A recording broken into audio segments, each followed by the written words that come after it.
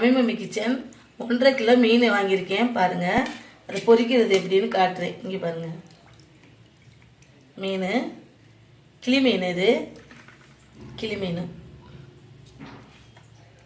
இது வந்து வெலை மீன்.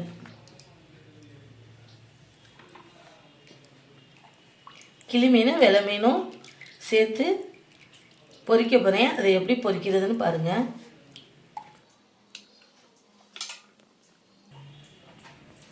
மசாலா போட போகிறேன். இவருங்க, இதில் வந்து இஞ்சி பூண்டு சோம்பு எல்லாம் போட்டு அரைச்சி வச்சுருக்கேன். அதை இதோட சேர்த்துக்குருவோம்.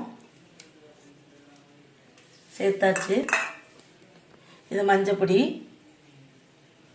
இதோட சேர்த்து வச்சுக்கிருவோம். இது கலர் கேசரி பவுடர், கலருக்காண்டி.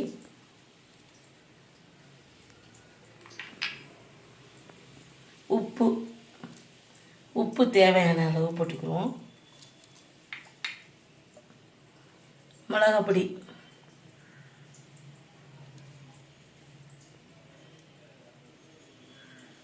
தேவையான அளவு மிளகாப்பொடி போட்டுக்குருவோம். போட்டுட்டு இதோட பிணைஞ்சி வச்சுக்கிடுவோம். மசாலா எல்லாம் போட்டு பிணைஞ்சாச்சு.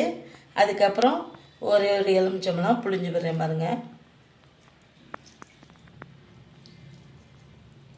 எலுமிச்சம்பழம் எதுக்கு புளிகிறோம்னா, லாஸ்ட்டில் இதில் கிருமி இருந்தால் எது இருந்தாலும் நல்ல வாந்தி ஈந்தி எதுவுமே இருக்காது. எலுமிச்சம்பழம் சேர்த்துக்கிட்டோம்னா நல்லது, உடம்புக்கு நல்லது.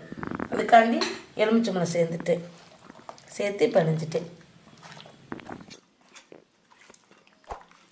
நல்லா புளிப்பாக ஒரு மாதிரி இருக்கும், டேஸ்ட்டாக. பாருங்கள், மசாலா போட்டாச்சு. மீனை பாருங்கள், கிளி மீன். இது கிளி மீன், இது கிளி மீன், இது வெலை மீன்.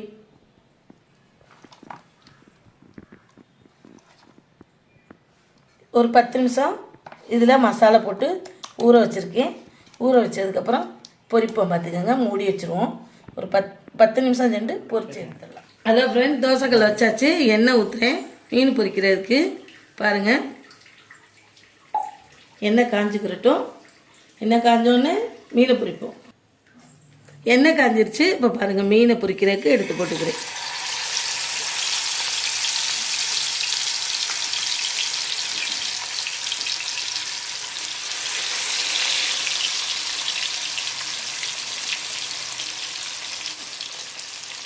பாருங்கள்,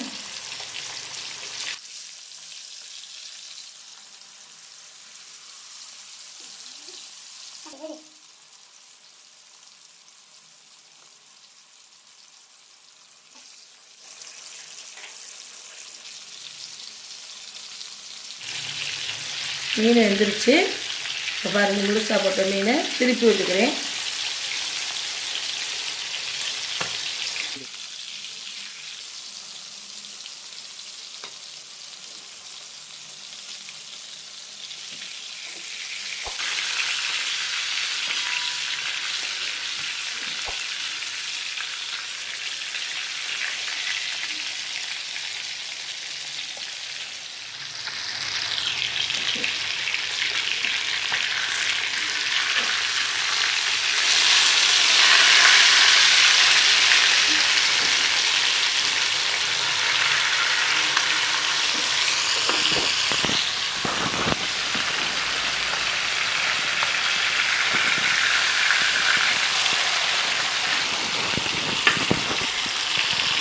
எப்படி வேகுதுன்னு பாருங்கள்.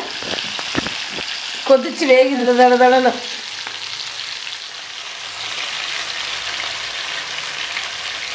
அதுக்கப்புறம் மீன் வெந்துருச்சு, எடுக்கிறேன் பாருங்கள்.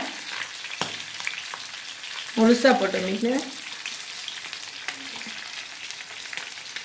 இது வெலை மீன், இது கிளி மீன், இதுவும் கிளி மீன். Hello friend, Tamil mummy kitchen. இங்கே பாருங்கள், முழு மீனாக பொரிச்சிருக்கேன். இந்த மாதிரி குழந்தைகளுக்கு பொரிச்சு கொடுத்தா சூப்பராக சாப்பிடுங்க, முள் இல்லாமல் இருக்கும். மம்மி கிச்சனை லைக் பண்ணுங்கள், ஷேர் பண்ணுங்கள், கமெண்ட் பண்ணுங்கள். மறந்துடாமல் பெல் பட்டனை அமுக்குங்க.